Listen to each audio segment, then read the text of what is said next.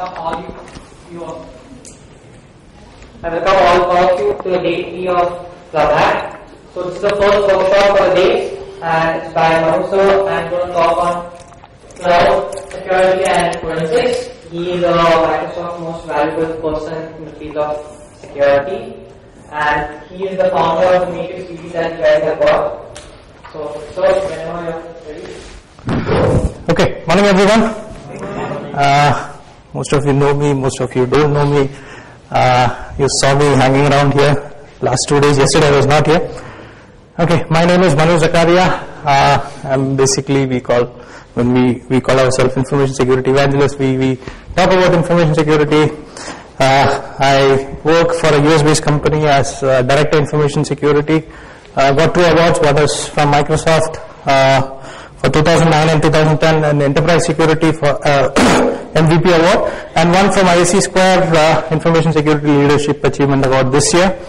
Authored a book on intrusion detection system. Also, we have an association called Information Security Research Association, Matrix, founded Cocoon, blah blah blah. I'm also training for Indian Navy, Center for Police Research, IGNOU, all those things. Okay, so first thing, the most important thing, disclaimer. Whatever I talk here is my personal opinion, nowhere related to the any of the organizations that I work with, or any of the organization that we mentioned during the talk. There is no negative intention towards them. It's just basically we're trying to analyze the general security scenario and all those things. This is going to be the agenda for the day, or your takeaways are going to be this. We'll be talking about cloud architecture, introducing cloud architecture. Then we'll be talking about some of the security issues that is highlighted in the cloud industry. We'll also look at a risk-based approach for evaluating your migration towards cloud, and how cloud could be exploited with an example. It will not be a live example, but it will be an offline example. And we'll also look at some of the forensic challenges, and we will conclude. This is not a hands-on technical, because a hands-on technical on cloud is going to be a very costly affair. You need to have an account or high-end infrastructure for that. So this is not going to be a hands-on per se, but we will be addressing most of the security issues related to cloud. So before we start, how many of you are working in cloud? 1, 2. Okay. How many are new to cloud? Okay, fine. So that is the reason I started off, I'm planning to start off from the very basics of cloud, how it is different, or what is cloud and why it is different, all those things, and then we get into the security part of it, and then the other topics. So for the 2 people who are already working, the initial part may be a revision, or maybe a little bit, you may have to, be with me during this time. Okay, how many of you know about EC2, except these 2? Okay, so whenever I ask the initial question, how many of you know about EC2 and S3? EC2, I guess, is Amazon Cloud Infrastructure. Okay. Okay, and SPI? Okay, this is not a technical session, this is a workshop, so let's be interactive. Okay, so SPI, anybody knows SPI? Okay, no problem. So why did I selected cloud, or Rohit asked me to select cloud, or why this session? Because cloud is loud. Everywhere, for the last 6 months, wherever I went, everybody wanted a talk on cloud only. Okay, so cloud is loud, it is an headline stealer. Everybody, the moment you talk about cloud, the first question comes up is how secure it is to move my data towards cloud. Okay, that is the first concern. If you look at any of the statistical studies that is related to cloud, you can see that the major concern, 40 to 60% of the concern is towards security, privacy and all those stuff. Now, why cloud security is different from the traditional security is just because of the power of cloud. the way you handle a bomb and the way you handle a mobile phone is totally different. So cloud is here like a bomb. It has got a lot of power. So we'll take some of the examples of the power of cloud in the coming slides. So that is one reason why the cloud should be handled very separately. And apart from this, you have new attack vector, new parameters that needs to be addressed separately because it is very new or unique to cloud, and that is one reason why we need to add or why we need to take care of cloud security separately. Now, what is TAGR?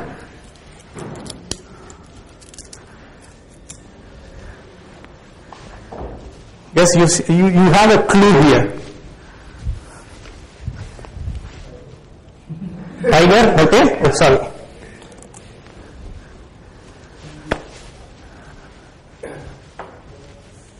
There is no point we always talk about Metasploit and IP tables -f and all those things.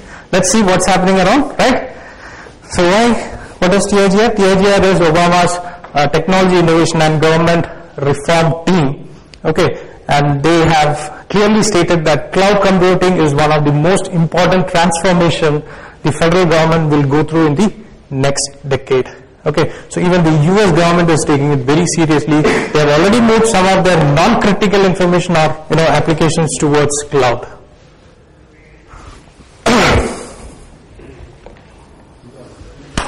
Another example, the classical example that we always give is if you want to set up a 64-node Linux cluster.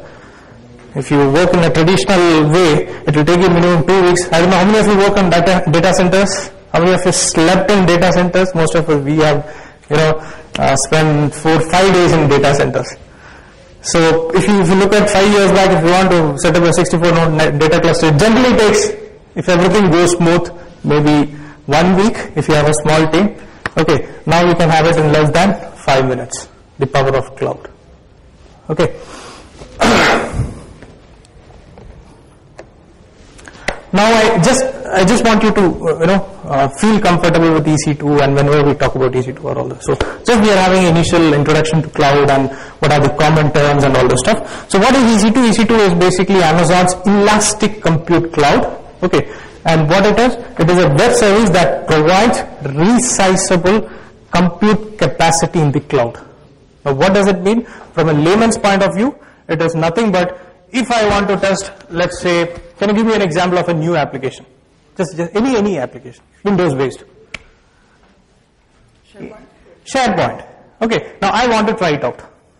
Okay, if you want to try it out or want to do a training on it, what is the workflow generally that we follow? I need to get a system first, then the OS first, then get the SharePoint loaded. For that I need to find a SharePoint guy, then I need to have a database or the backend configuration, blah blah blah blah blah. It generally takes 3 days. Okay, get into cloud, order instance of Windows Server 2003 or 2008 or whatever it is with SharePoint and pay. Maybe you don't have to worry about the licensing complete. Okay, just take it for an hourly basis or a 2 weeks or 1 week, whatever it is. Carry out your training, done. Okay, you want 2 instance, 10 instance, you can just scale it up, scale it down. Okay, so that is just an example, resizable. Okay, before I continue, if anybody is planning for a certification in cloud, most of the topics that I'm covering is aligned with the Cloud Security Alliance cloud certification. So this, you can utilize it as a boot camp also.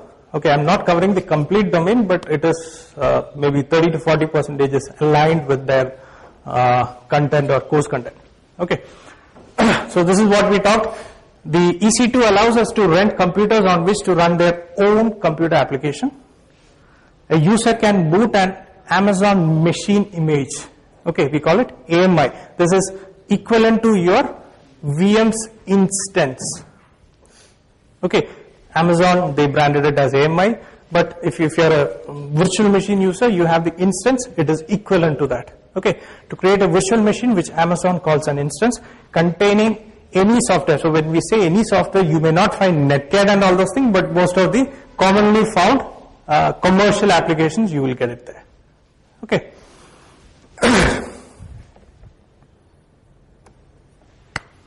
Now what as a user we can do? We can create, we can launch and terminate server instances. What is the difference between create and launch? Launch is execution and Yes. creation. Taking the example of VMware, creation is you are just creating it, configuring it. I want 20 GB hard disk, blah, blah, blah. And launching it is when we start it. Okay, so same concept is here. And terminate server instances, not only server, you can have client instances also, as needed, paying by the hour for active servers, hence the term elastic. Okay, you take it on rent for 1 hour and you just pay for that 1 hour. Okay, so this is the EC2's definition. What is S3? Again, another famous service from Amazon. Okay, Symbol Storage Service is an online storage web service offered by Amazon, and the most attractive feature here it is unlimited storage. Now this is not free. When I say unlimited, you have to pay for it. Sorry. So EC2 is clear, S3 is clear. It's just an example. Okay.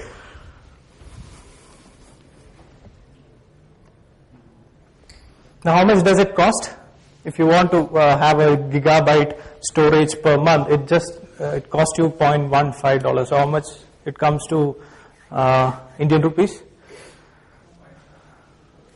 25 rupees, 5 to, let's say 5 to 15 rupees or 10 rupees. Okay, so is this good, or getting a 1 TB hard disk for 4,500 or 6,000 rupees and carrying it like something very precious? Then again comes the privacy part, which we will talk later. But this cloud storage or cloud-based services are very cheap when you compare it with the conventional services that is available in the industry. Okay. As of March 2010, 102 billion objects are there on Amazon itself. On Amazon itself, there are 102 billion objects. So when we say objects, it could be your data, database, application, XYZ. Okay. New York Times uses Amazon EC2 and S3 to store their 15 million scanned copies of their previously published papers or all those things. NASDAQ uses Amazon S3.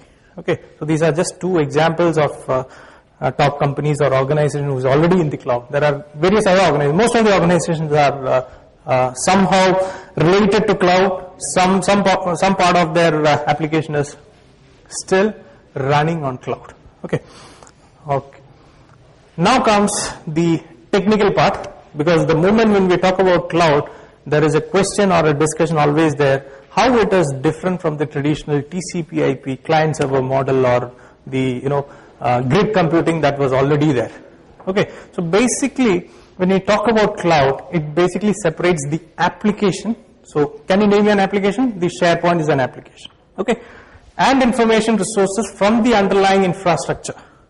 Now when we host it on our own data center or server room or whatever it is, there is a relation there. Okay, but cloud separates it. Okay, the mechanism used to deliver also is independent when we talk about cloud. What is this slide is talking about, you will understand very detailed when we come to the next stage of cloud architecture. Okay.